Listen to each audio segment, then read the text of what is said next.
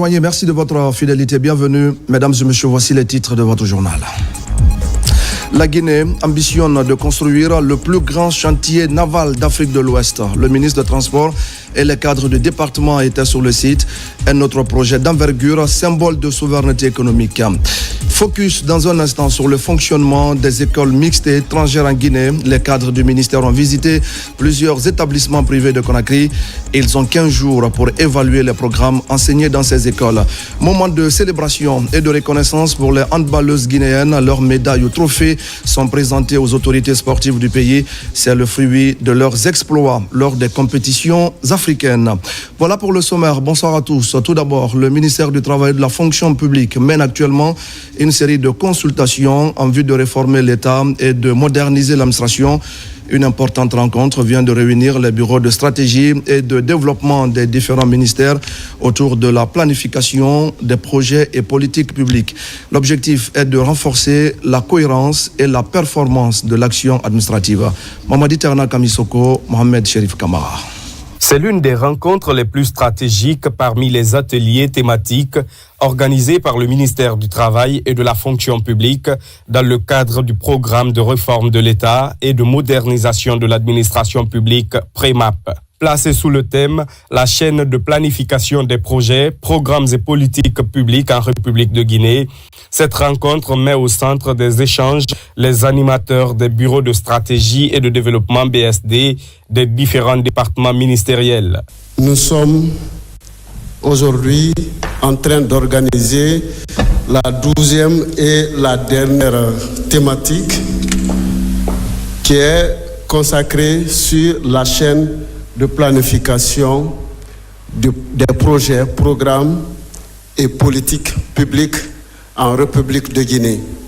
Je voudrais tout d'abord adresser mes chaleureuses félicitations au ministère du Travail et de la Fonction publique pour l'organisation de cet atelier dans le cadre de l'élaboration du programme de réforme de l'État et de la modernisation de l'administration publique, qui d'ailleurs s'inscrit dans la vision de son Excellence, Monsieur le Président de la République, chef de l'État, le général Mamadi Doumbouya. À travers le programme de développement socio-économique durable et responsable, Simandou 2040. Le rendez-vous regroupe plusieurs cadres de l'administration publique, des partenaires sociaux ainsi que des experts nationaux autour d'un objectif commun. Renforcer la cohérence, la performance et l'efficacité de l'action publique dans un contexte de modernisation de l'État guinéen. Qu'il faut repenser, revisiter, questionner toutes les grandes fonctions du fonctionnement de l'État et de l'appareil administratif. Ces ateliers ont consisté à examiner des fonctions en lien avec le développement rural, des fonctions en lien avec le développement social, des fonctions régaliennes de l'État, les fonctions de gestion budgétaire et financière, les fonctions de gestion des ressources humaines de l'État, les fonctions relatives au contrôle de l'action publique. Pilotée par la Direction nationale de la réforme administrative, cette initiative s'inscrit dans la continuité des efforts du gouvernement visant à rendre l'administration guinéenne plus performante, plus cohérente et davantage orientée vers les résultats. Dans l'actualité encore, la rentrée judiciaire 2025-2026 est officiellement lancée en Guinée. Après la pause pour des vacances judiciaires, les acteurs du secteur se sont retrouvés ce 13 octobre autour d'un cocktail organisé par le barreau de Guinée, placé sous le thème « Profession unie et justice renforcée ». Cette rencontre marque la volonté de redynamiser le système judiciaire à travers le dialogue et la réflexion sur les grands défis du secteur. Akarami Kamara, Tierno Younoussaba. Après les vacances judiciaires, le barreau de Guinée organise ce cocktail à l'intention de la famille judiciaire. Ce rituel marque la reprise officielle des activités judiciaires. 2025-2026 est donc placé sous le thème « Profession unie et justice renforcée ». Nous avons tenu à préserver ce moment de rencontre, de convivialité et de réflexion partagée. Un cocktail de rentrée qui se veut un espace de fraternité, de dialogue et d'échanges entre avocats, magistrats, ordre professionnel et auxiliaires de justice. La cérémonie a réuni les autorités judiciaires, parmi lesquelles le ministre de la Justice et des Droits de l'Homme, ainsi que l'ensemble des acteurs de la famille judiciaire. Tous se sont retrouvés pour débattre des enjeux liés à la revalorisation et à la qualification du secteur de la justice. À l'occasion de ce cocktail de rentrée de barreau de Guinée, moment de rencontre et de convivialité, mais aussi de réflexion collective sur nos missions respectives au service de la justice et de l'état de droit. Le ministère de la Justice mesure pleinement la valeur de cette contribution et reste disposé à travailler étroitement avec le barreau pour améliorer ensemble la qualité du service judiciaire, renforcer la formation continue et veiller au respect mutuel entre toutes les composantes de la justice. Ces défenseurs des droits ont lancé un appel à l'ensemble de l'appareil judiciaire pour une collaboration franche dans le but de renforcer la fiabilité et la crédibilité des procédures judiciaires, condition essentielle pour restaurer la confiance des justiciables. La Guinée veut frapper un grand coup dans le secteur maritime. Notre pays ambitionne en effet de construire le plus grand chantier naval d'Afrique de l'Ouest. Le ministre des Transports et les cadres de la Société navale guinéenne sont allés visiter le site qui doit abriter cet ambitieux projet, un projet qui marque un pas de plus vers le rayonnement économique de notre pays. Abraham Christophe Conté pour des explications. C'est sur ces côtes de plus de 50 hectares que le gouvernement guinéen ambitionne construire le plus vaste chantier naval d'Afrique de l'Ouest. À bord d'un bateau, le ministre des Transports, porte-parole du gouvernement, visite le site accompagné des cadres de la Société navale guinéenne. Avec ses atouts géographiques marins et l'ouverture prochaine du port de Moribaya, la Guinée, en partenariat avec des investisseurs chinois, lance ce projet d'intérêt national sur ses côtes maritimes. Un chantier situé dans la préfecture de Boké, au bord du fleuve Kognon. On avait engagé des études pour l'identification sur les côtes guinéennes des endroits les plus appropriés pour développer cette industrie qui manque dans notre sous-région ouest-africaine et qui, compte tenu du développement du secteur maritime avec la mise en route du projet de Simandou et aussi l'accélération de l'exploitation de la bauxite, il est plus que nécessaire aujourd'hui de développer les chantiers navals pour l'entretien et la maintenance des navires. Ce complexe devrait disposer des infrastructures de pointe pour la construction et la maintenance des navires de toute taille. C'est un chantier immense qui serait le plus grand de l'Afrique de l'Ouest, sinon du continent, et qui pourrait jeter les bases de la future industrialisation de ce pays. Les premiers chantiers devraient être livrés à l'horizon de 2 ans, donc 2029, les premiers chantiers pour les réparations, et puis 5 ans plus tard, ce sont les chantiers de construction qui vont pousser ici avec tout un arsenal de micro-industries qui vont naître dans ce domaine. Ce projet est porté par le ministère des Transports, Winning International Group et Winning Africa, positionnent la Guinée comme un futur hub maritime de référence en Afrique de l'Ouest. Merci Abraham Christophe Conté. Nous allons à présent vous amener à Gougoudjé, dans la préfecture de Télémélé. La localité est engagée dans un véritable élan de développement économique et social. La mobilisation des fils ressortissants aura permis de réaliser plusieurs infrastructures sociales de base, des actions citoyennes et concrètes qui contribuent ainsi à l'amélioration des conditions de vie des populations. Mamadou Saliouba. Au pied de cette chaîne de montagnes verdoyantes, la commune rurale de Gougoudjé, de la préfecture de Télémélé, engagée dans une dynamique de développement économique et social, la localité connaît une transformation progressive grâce à la réalisation de plusieurs infrastructures sociales de base. Des actions portées par les fils ressortissants et résidents. Depuis des années déjà, et à travers des associations non gouvernementales, ils ont œuvré dans le cadre du développement, sur tous les aspects. Donc s'ils viennent aujourd'hui se constituer en un mouvement pour accompagner toujours les actions de développement de la commune rurale de Gougoudjé. Ça nous réconforte à plus d'un titre. Pour maintenir cette dynamique, les membres du mouvement appellent à une mobilisation accrue et à un engagement collectif en faveur du développement local. Il faut reconnaître qu'il y a eu des infrastructures qui ont été réalisées grâce aux œuvres du général. Nous comptons d'abord venir à la base, passer de maison en maison, remonter, rencontrer tous les ressortissants de Gougoudjé pour les amener à comprendre que c'est l'union qui fait la force. La population de Gougoudjé est reconnue par sa probité. Elle est là, c'est une population paisible, calme, qui évolue dans l'unité, dans la paix. Sur la place publique de la commune rurale, plusieurs intervenants se sont succédés pour inviter les populations à l'unité et à l'engagement personnel dans l'œuvre de développement communautaire. Au cours de ce rassemblement, les habitants de Gougoudjé ont aussi salué et mis en exergue les projets réalisés dans la localité par le CNRD. Et pendant ce temps, le suivi de la campagne agricole se poursuit dans la savane guinéenne. Après l'étape de Kankan, les acteurs sont à Sigiri pour encourager les paysans leaders. Seke Kolenda, l'un des greniers de Mandembere, vient d'accueillir la mission de supervision pour recenser les grandes préoccupations des agriculteurs. Yamokaba. Très proche de Bamako, Seke Kolenda est un district de Doko dans Sigiri.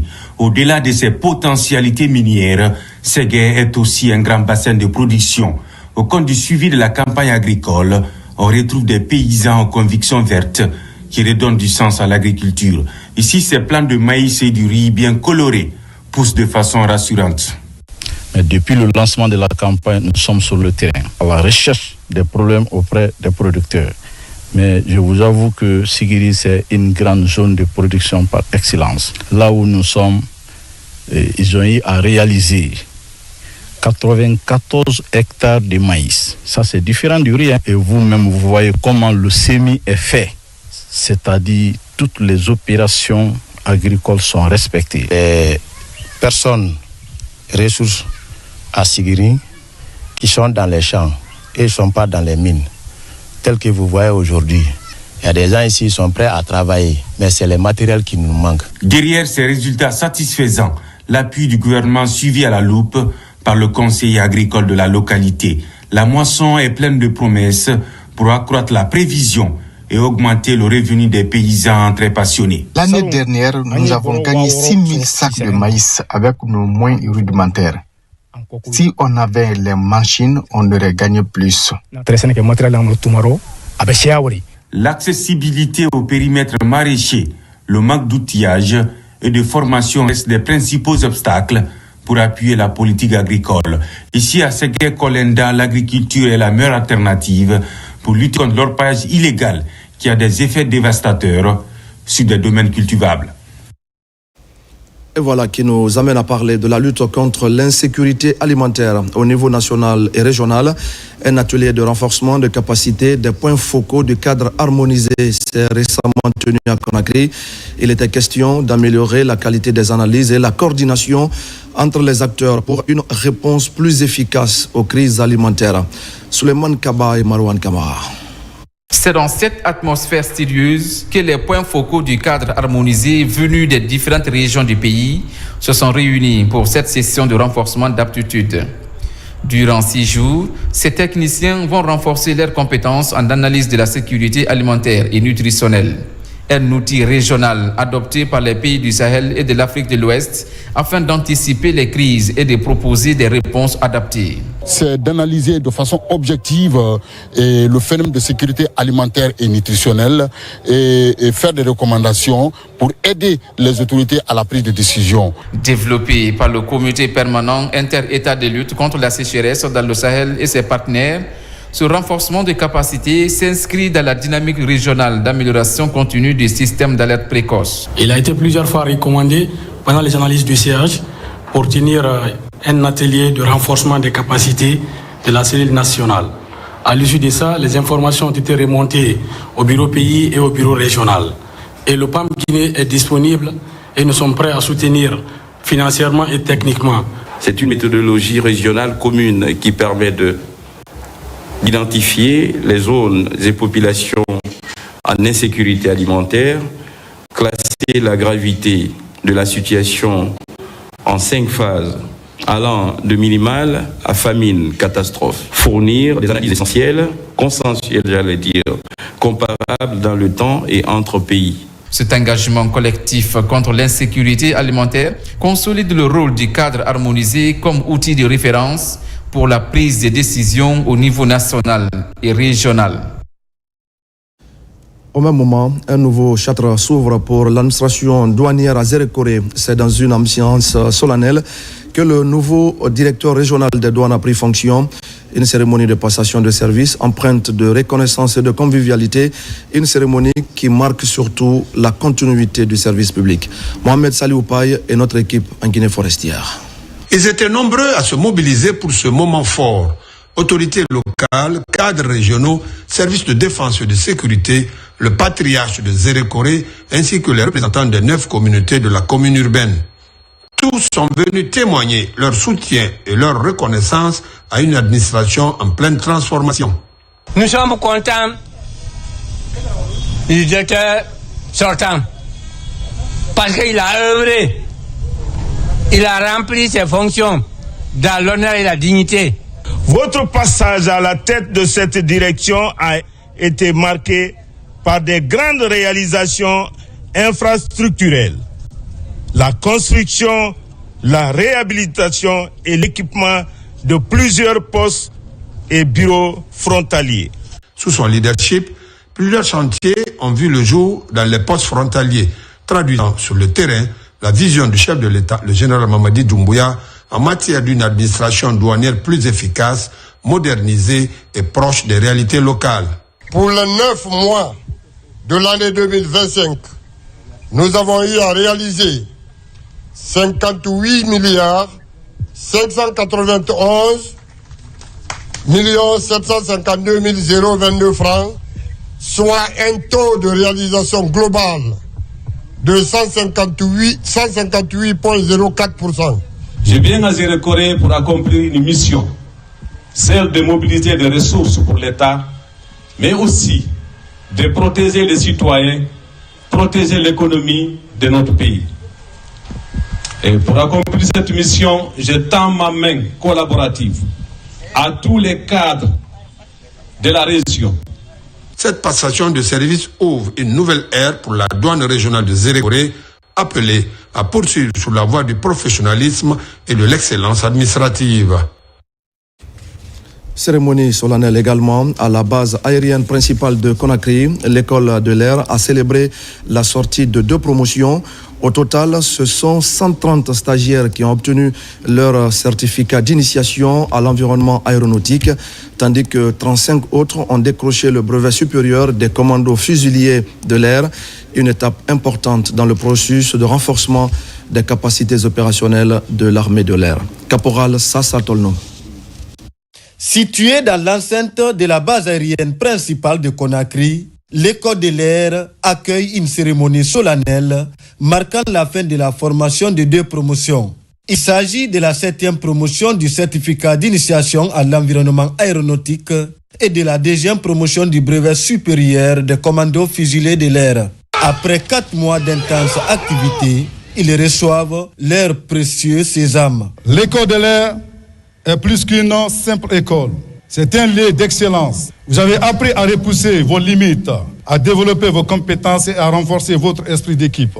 Vous avez également acquis les valeurs qui fondent notre institution, l'honneur, le courage et le sens du devoir. Cette formation initie les stagiaires aux principes fondamentaux du fonctionnement d'une base aérienne, à la coordination des activités au sol et à la sécurité des vols. La mise en œuvre de ces formations n'est pas une simple activité académique. Elle traduit une volonté claire, préparer l'armée de l'air à relever les défis opérationnels actuels et futurs. Les fondamentaux de l'aéronautique militaire, la sécurité aérienne, la météorologie et les spécialités en combat rapproché, l'intervention en milieu hostile sont des modules enseignés aux stagiaires. Étant un futur CDE, on sait maintenant quel est le rôle d'un chef d'équipe. On a tout appris pendant la formation. Les certificats que vous recevrez aujourd'hui témoignent non seulement l'ensemble des connaissances acquises, mais aussi du travail rigoureux et de multiples efforts consentis durant ces derniers mois. C'est par un défilé militaire suivi des démonstrations tactiques et de l'inauguration officielle du fronton de l'école de l'air que cette cérémonie a pris fin ici à l'école de l'air. Voilà pour ces belles images. Une question maintenant. Comment fonctionnent les écoles mixtes et étrangères en Guinée? La problématique intéresse particulièrement la Direction nationale de l'enseignement préuniversitaire privé. Ce mardi, les cadres de cette direction ont sillonné plusieurs écoles privées de Conakry. Ces cadres ont 15 jours pour évaluer le programme enseigné et pour dresser le rapport de leur constat. Abdul Aziz Baldé. Une semaine après la reprise des cours sur l'ensemble du territoire national, les cadres du ministère en charge du préuniversitaire sillonnent plusieurs établissements pour constater une reprise effective. La Direction nationale de l'enseignement préuniversitaire privé, quant à elle, visite les écoles mixtes et étrangères. Première étape, le groupe scolaire Molassi dans la commune de Lambaye.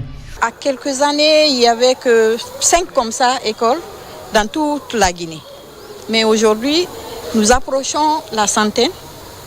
On ne sait pas pourquoi et comment. Il faut que le département ait un regard là-dessus.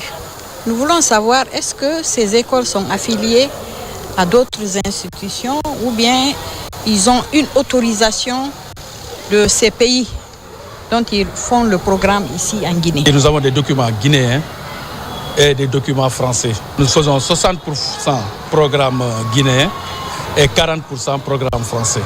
Le groupe scolaire Les Écureuils, en passant par le Serval jusqu'au lycée international Simone Veil, la directrice a échangé avec les responsables de ces différentes écoles sur la reprise et sur les cours enseignés. Je vous assure que nous ici, vraiment les documents sont à jour et chaque année que Dieu fait, nous passons avec les partenaires voir si réellement il y a un manquement pour que nous puissions corriger. Nous sommes dans les règles, comme je l'ai dit tout à l'heure, nous sommes franco-guinéens et nous avons un agrément pour ça. Un programme qui permet aux parents qui le désirent de présenter leurs enfants aux examens nationaux et à ceux qui le désirent de présenter leurs enfants aux examens français également. Ce marathon va se poursuivre dans les 13 communes de la capitale et le Grand Conakry. Ces cadres de l'enseignement préuniversitaire privé ont 2 semaines pour présenter un rapport aux autorités éducatives. Enseignement technique. Avec cet engagement de la ministre à développer la formation des encadreurs au niveau du préscolaire. Ce n'était jusque-là pas assez répandu au niveau des aînés, mais la chef du département entend bien booster cette initiative. Elle bénéficie de l'accompagnement de l'UNICEF qui salue cette ambition et fournit des kits d'apprentissage à cet effet. Tcherno Ousmane Diallo. L'une des réformes clés est récemment opérée par la ministre de l'Enseignement technique, de la formation professionnelle et de l'emploi, a porté sur l'intégration du préscolaire dans la formation au niveau des écoles normales d'instituteurs ENI. Désormais, dans les 10 ENI seront aussi formés des enseignants pour tenir les classes de la maternelle avec pour objectif de qualifier la formation à ce niveau. Ces kits didactiques et ludiques mis à disposition par l'UNICEF viennent accompagner la mise en œuvre de cette réforme dans les ENI. C'est très important d'investir dans les préscolaires.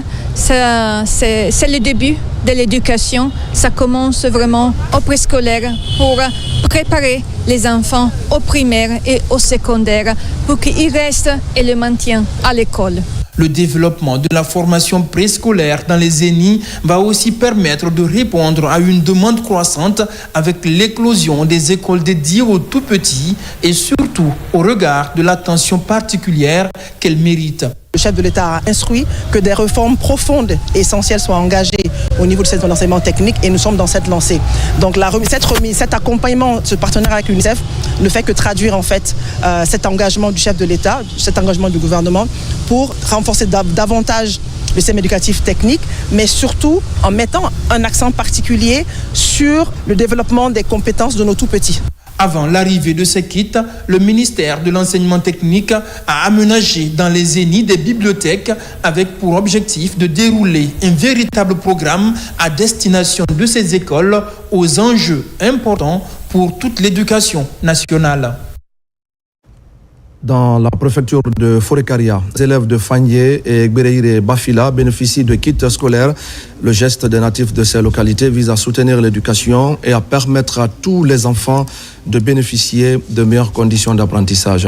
Yara Diallo, Diane Diansane et Sidiki Sissé.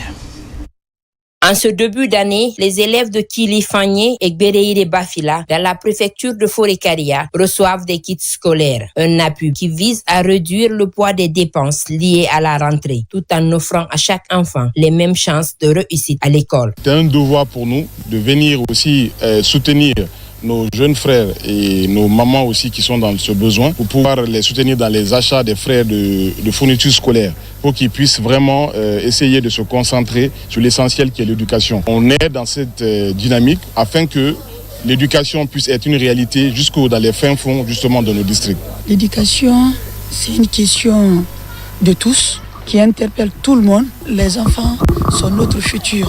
Il faut penser à eux. C'est très important. Ce geste de solidarité réconforte les bénéficiaires qui saluent cette initiative et appellent les parents à s'impliquer davantage dans l'éducation des enfants pour garantir la relève. Je ne peux pas exprimer ma joie aujourd'hui. Si tu entends un individu, c'est l'éducation. Toutes les formes d'enseignement sont bonnes. Si on n'étudie pas... Pour les parents d'élèves, on va dire, alhamdoulilah, on a fait 3 mois de vacances à la maison. On est obligé de retourner à l'école, de laisser les enfants venir étudier, car l'étude, c'est ce qui peut faire l'avenir de l'enfant. De son côté, le donateur, accompagné de cadres de la localité, invite les élèves à redoubler d'efforts dans les études et réaffirme son engagement à soutenir durablement le secteur de l'éducation dans cette préfecture. La commune de Kaloma est également touchée par cet élan de solidarité en faveur de l'éducation. Le mouvement Kheri Kira, Chemin du Bonheur, apporte un soutien concret aux élèves de l'école primaire Tombo 1 et 2 à travers un don de fournitures scolaires. Ce soutien s'inscrit dans la dynamique du renforcement et d'accompagnement du système éducatif guinéen. Abakar Amikamara. À la suite de la rentrée scolaire 2025-2026, Kheri Kira, Chemin de Bonheur, a offert ce mercredi un important lot de fournitures scolaires aux élèves de l'école primaire Tombo 1 et 2. Ce don composé de tonnes de cahiers, d'ardoises et de stylos vise à soutenir les élèves dans leur apprentissage dans le cadre du programme Simandou Academy. Il n'y a pas un chemin plus royal dans le développement d'un pays que le chemin de l'éducation. Bien que ça ne soit pas la première fois, nous œuvrons dans ce sens pour accompagner le chef de l'État, le général président Mamadi Doumbouya. L'initiative de Kheri Kira a été chaleureusement accueillie par les élèves bénéficiaires, visiblement heureux de recevoir ces kits scolaires. Je suis satisfait de ce don. Je vous remercie beaucoup de votre attention. Je pourrais vous dire que c'est le meilleur cadeau que j'ai pu avoir. Ils savent que la Guinée a tous les atouts, la Guinée est pleine de potentialités. Ils ont compris qu'il faut valoriser l'éducation, il faut prioriser l'éducation. Nous remercions les 2 ONG, Kheri Kira et son frère Taïrou Bari, qui par ce geste prouvent qu'ils n'ont pas oublié le pays. Cette action s'inscrit dans la vision du président de la République, le général Mamadi Doumbouya, qui encourage les initiatives citoyennes en faveur de l'éducation. Kheri Kira qui entend poursuivre cette dynamique en étendant son programme d'appui scolaire à d'autres établissements du pays. Toujours avec la fondation humanitaire Kamfori Souma qui offre une bibliothèque et un centre informatique à l'école primaire de Taouya. La pose de la première pierre de ces édifices vient d'avoir lieu, un acte pour encourager l'apprentissage des outils informatiques. Abakar Junior Kamara. La fondation humanitaire Kamfori Souma vole au secours de l'école primaire de Taouya. Une bibliothèque et un centre informatique sont offerts à l'établissement pour augmenter le bagage intellectuel des apprenants.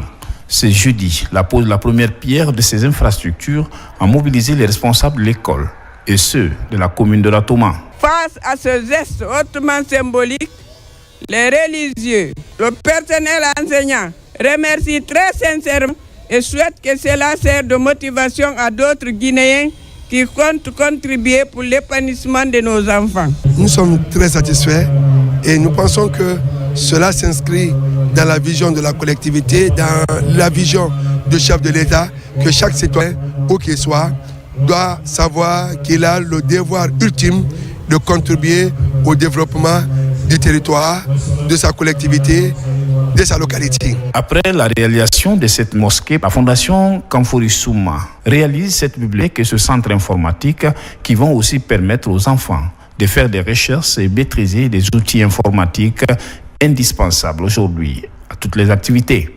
La meilleure arme pour une nation, c'est l'éducation. Et l'éducation, comme vous le savez, c'est à la base. Si un enfant aujourd'hui n'a pas accès à l'ordinateur, c'est qu'il n'est pas bien formé. Et ouvrir une salle d'informatique et une bibliothèque pour que les enfants puissent apprendre, c'est déjà une très bonne chose. Une des principales missions de la Fondation humanitaire Kamfori Souma est de contribuer au développement du système éducatif afin d'accompagner l'État dans la formation des élites du pays. À des milliers de kilomètres maintenant de Conakry, les couleurs de la Guinée s'élèvent fièrement dans le ciel new-yorkais. À Bowling Green, site emblématique de la finance mondiale, le rouge, le jaune et le vert flottent en hommage à une nation, à son histoire et à sa diaspora. Un geste symbolique, certes, mais chargé de sens et de fierté. Voici le commentaire de Makeme Donzo. La montée du drapeau guinéen à Bowling Green, au cœur de New York, n'est pas un simple geste symbolique. C'est un acte fort, chargé de mémoire et de fierté nationale. Voir flotter les couleurs rouge, jaune et vert dans le haut lieu de la finance mondiale représente une reconnaissance non seulement de la Guinée, mais aussi de sa diaspora active et engagée. Cet événement annuel de flag raising célèbre la Guinée et ses héros de l'indépendance dans l'une des villes les plus emblématiques du monde moderne. Pour sa part, l'ambassadeur représentant permanent de la Guinée auprès des Nations Unies a salué l'initiative de la mairie de New York avec laquelle les relations de travail sont de plus en plus renforcées. La participation de l'ambassade ainsi que de nombreux ressortissants guinéens établis à New York et dans les États environnants montre à quel point cette cérémonie résonne profondément dans les cœurs. C'est aussi un signal fort envoyé par les autorités locales de New York qui reconnaissent et valorisent la diversité culturelle et les liens d'amitié entre peuples. Le drapeau guinéen, qui flottera pendant plusieurs jours dans le ciel new-yorkais, devient ainsi un pont entre les nations, un hommage vibrant au passé et une source d'inspiration pour les générations futures, un symbole d'unité, de reconnaissance et d'espoir. En Afrique de l'Ouest et du Centre, beaucoup de filles ne vont pas malheureusement à l'école. D'autres droits ne sont non plus pas respectés en leur faveur. Le premier forum des jeunes filles leaders qui s'achève dans la capitale sénégalaise vient corriger ces manquements constatés. Le point avec notre envoyé spécial à Dakar, Mohamed de Camara. Une fille, une voix, une décision, c'est sous ce slogan que ce premier forum des jeunes filles d'Afrique de l'Ouest et du Centre s'est achevé dans la capitale sénégalaise. Les 24 pays présents au forum de Dakar étaient aussi représentés à travers des stands. La Guinée et son partenaire UNICEF, au premier plan de cette exposition, démontrent une fois encore leurs efforts menés dans l'épanouissement de la jeune fille dans le pays. C'est à travers le partage de ces documents-là que les participants pourront mieux comprendre et mieux connaître ce que nous faisons en Guinée. Parce que l'objectif, c'est pas vraiment d'être là au stand. L'objectif, c'est de porter une voix. Il s'agit d'un film institutionnel qui est basé sur la dénonciation des VBG, les violences faites aux femmes. On a constaté que toujours dans certaines de nos communautés en Guinée précisément, il y a des pratiques de 100 ans en arrière qui sont toujours exercées mais qui sont à l'encontre de l'évolution de la société aujourd'hui. Le forum a permis aux filles de l'Afrique du Centre et de l'Ouest de s'engager dans la voie qui mène vers leur propre épanouissement. Ces adolescentes, accompagnées par les adolescents, estiment dans une déclaration que les autorités au niveau africain doivent faire un peu plus dans l'amélioration des conditions de vie des filles Nous exhortons les pays à s'attaquer à ce problème critique. Nous demandons que toutes les filles, y compris les filles handicapées et celles en dehors du système scolaire formel, puissent accéder à des parcours d'apprentissage alternatifs, à des clubs et associations scolaires. Beaucoup de filles ne connaissent pas leurs droits. Le forum dédié aux filles leaders d'Afrique, de l'Ouest et du Centre a coïncidé avec la célébration de la Journée internationale de la fille, une rencontre qui a permis de partager les expériences des différents pays présents à la rencontre de Dakar. Top départ pour le hackathon Rio Tinto 2025. Depuis ce matin, les candidats sélectionnés ont entamé une semaine de formation intensive. Venus des 4 coins du pays, ces étudiants se préparent à relever de grands défis à travers l'innovation et l'esprit de compétition. Le grand rendez-vous est fixé quant à lui au 17 octobre prochain. En attendant, place à l'apprentissage et à la créativité. Sona Sagno. Après une sélection rigoureuse, 21 projets finalistes ont été retenus pour la grande finale du hackathon Rio Tinto 2025, prévue le 17 octobre prochain, porté par Intellect Consulting. L'événement a mobilisé plus de 900 jeunes étudiants issus des universités guinéennes avec 780 projets soumis dans des domaines variés: agriculture, santé, numérique, environnement et entrepreneuriat social. Qui parle de contenu local parle d'entreprise locale. Donc on travaille avec les entreprises locales. Mais on va se limiter là, comme il a dit. On veut aller à l'origine. Et cette origine, c'est vous. Vous connaissez les problèmes de la Guinée, vous connaissez les réalités guinéennes. Et on voudrait que vous preniez le défi de proposer des projets pour résoudre ces problèmes. L'objectif aujourd'hui, c'est de permettre à des jeunes universitaires de proposer des projets, de compétir, d'obtenir un accompagnement et au bout d'obtenir un financement pour la mise en œuvre de leurs projets. Ce hackathon s'inscrit dans une dynamique de valorisation des talents locaux et de promotion de l'entrepreneuriat jeune en Guinée. Il illustre également la volonté d'acteurs économiques comme Rio Tinto de s'engager davantage dans le développement du capital humain. Nous ne faisons pas que du crédit, nous accompagnons, nous formons. Et ça, c'est très important. Quand vous ne savez pas ce que vous devez faire, la meilleure chose, c'est de l'apprendre mieux pour pouvoir mieux le faire. Le hackathon représente pour nous une très belle initiative de faire parler les talents. Je vois ici des jeunes engagés, des jeunes qui sont prêts à faire bouger les lignes. Le hackathon Rio Tinto 2025 se veut une véritable plateforme de transformation contribuant à l'autonomisation des jeunes et des femmes, à la création d'emplois durables et au renforcement du contenu local. En sport, je le disais tout à l'heure au sommaire, la Fédération guinéenne de handball a organisé la cérémonie de présentation de médailles des équipes nationales cadettes et juniors, une manière d'encourager les jeunes handballeuses après leur participation au championnat d'Afrique. Des kits scolaires ont été également remis à plusieurs élèves qui pratiquent cette discipline sportive. Ambiance, émotion et reconnaissance pour le handball guinéen. Bintia Kondé. Après leur brillante prestation au championnat d'Afrique des catégories cadettes et juniors en Algérie le mois dernier, les handballeuses guinéennes ont présenté leurs trophées et médailles obtenues au tournoi zonal, mais aussi à la dernière Coupe d'Afrique des Nations, aux autorités sportives. La scolarisation des athlètes, une autre priorité de l'équipe dirigeante de ce sport de main.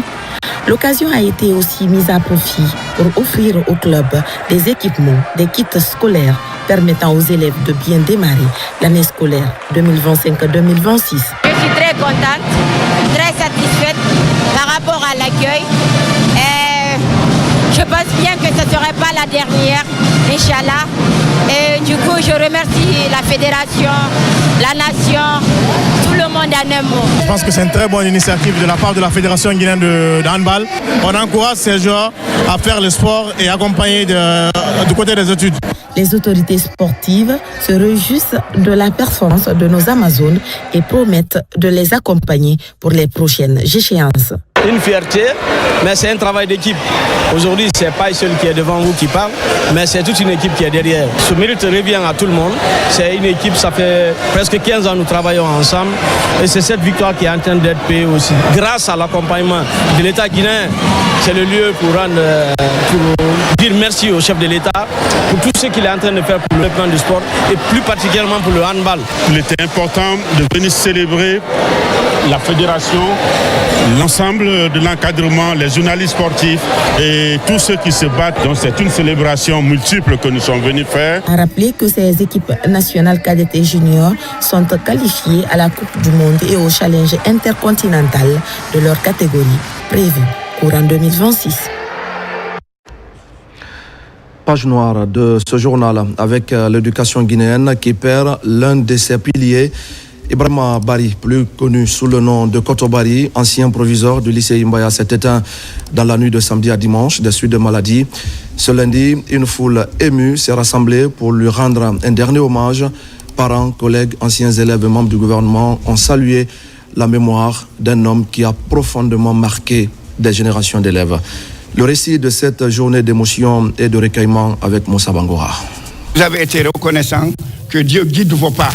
Célèbre enseignant, Koto Bari assistait récemment à la remise d'équipements au lycée Léopold Sédar Senghor, où des félicitations lui ont été adressées pour sa rigueur et son esprit de grand manager. Des attitudes d'éducateurs leaders qui ont marqué cet établissement public pendant plus de 10 ans. Et l'âge Ibrahima Bari est décédé dans la nuit du samedi à dimanche des suites d'une courte maladie.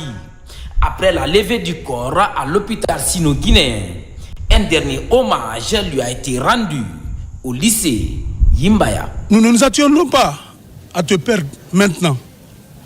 Mais Dieu, dans sa sagesse infinie, a décidé de rappeler son serviteur fidèle. Aujourd'hui, nous sommes tristes, mais aussi fiers. Fiers d'avoir eu Koto Bari comme maître.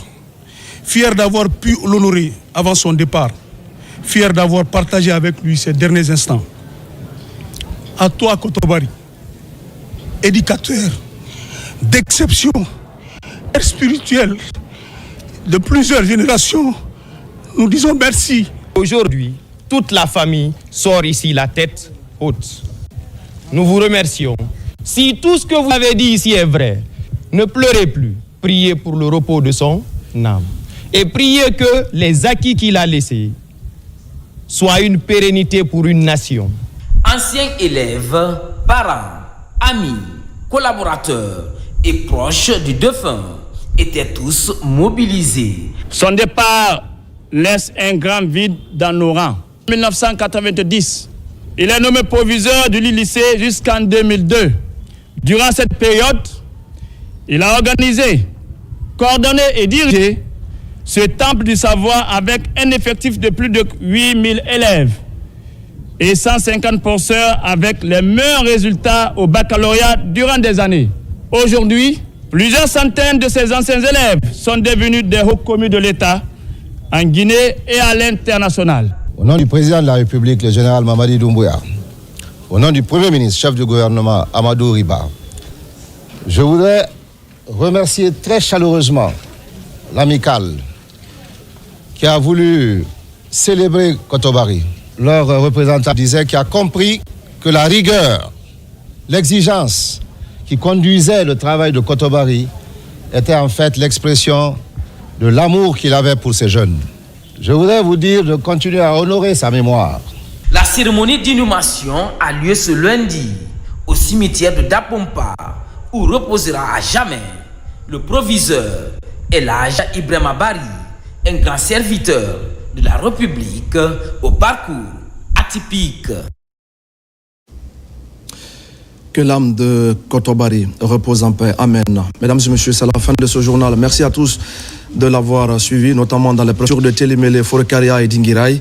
Je vous retrouve la semaine prochaine pour d'autres actualités de la Guinée, notre paradis de richesse et d'innovation. Bonsoir à tous.